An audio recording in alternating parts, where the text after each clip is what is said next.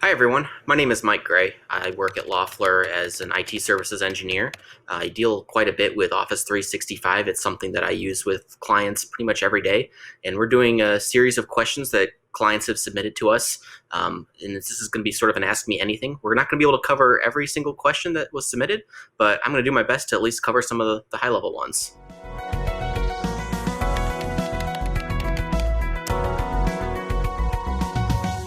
So one of the first questions that we got is, what is Office 365?